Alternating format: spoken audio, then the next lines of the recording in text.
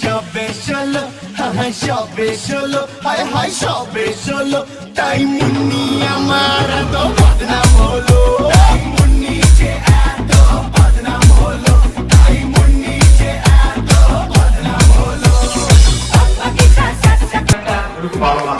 হ্যাঁ ভালো নাচে, আর এখন বেশি ভালো লাগছে। আজকের দিনে দেখি দাঁড়িয়ে করতে আমি বেশি ভালো লাগছে, সত্যি বলছি। ইনফ্যাক্ট আমি ভাইয়াকেও বলেছিলাম মানুষকে যে সাকিবকে দাঁড়িয়ে রাখতে ভালো লাগে। আচ্ছা, শ্রাবণীর কথাই এই গাড়ি মঞ্চ। এমন সুন্দরী মেয়ের পাশে থাকলে ভালোবাসার ইচ্ছা কার না?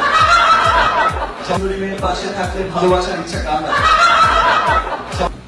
জেনে গেলাম সেটা হচ্ছে শ্রাবণী রান্না করতে অনেক ভালোবাসে, আর আমারও বাসার খাবার খেতে অনেক ভালো লাগে।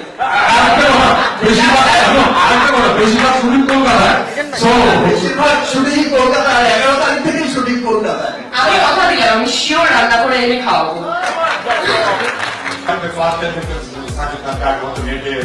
হ্যাঁ আমি গান দেখেছি, ছবিও দেখেছি কয়েকটা।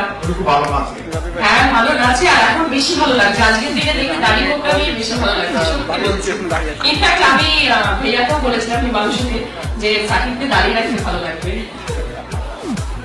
আচ্ছা, শ্রাবণীর কথাই এই গাড়ি মঞ্চ। এই জন্য তো ইন্ডিয়া থেকে বারবার হচ্ছে হিমাংশু আমাকে ফোন করে যে ভাইয়া সাকিব ভাই, ওকে ফাইন, হিমাংশু বলো গাড়ি তো কাটছো না? আমার না, দাড়ি তো কাটছে না, ঠিক আছে। আবার দুদিন পর ফোন, সাকিব ভাই দাড়ি তো কাটছো না। ও আছে, এটাই ছিল রহস্য।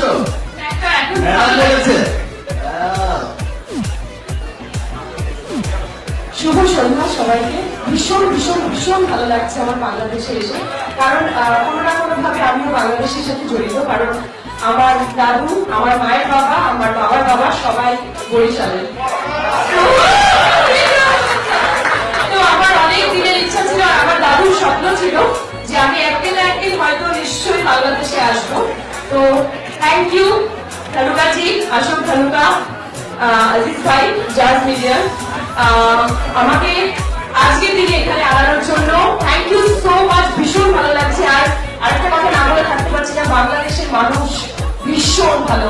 আপনাদের আত্মীয়তা, আপনাদের হসপিটালিটি আমার ভীষণ ভালো লেগেছে। একটা জিনিস এখন আমি সেটা পাইনি, সেটা একটু ইলিশ মাছ খাওয়ার। আমার দাদু বাংলা ভাষায় কথা বলতেন পুরো, আমিও দাদুর সাথে বলতাম। তো আর আমি জানি আমার ফেসবুকে, টুইটারে অনেক আমার বাংলাদেশি বন্ধুদের সাথে কথা হয়, ইন্টারাক্ট হয়। আর খুব ভালো লাগছে, আমি সাকিবের সাথে প্রথম কাজ করছি। আমি শুনেছি ও এখানকার কিং, রাজা। তো আমি ভীষণ এক্সাইটেড ছিলাম যে বাংলাদেশে এসে আমি কাজ করব। আর স্পেশালি আমার দাদু এখন নেই, আমার দাদুর জন্য আমি বলতে পারি যে আমি এসছি। আর 2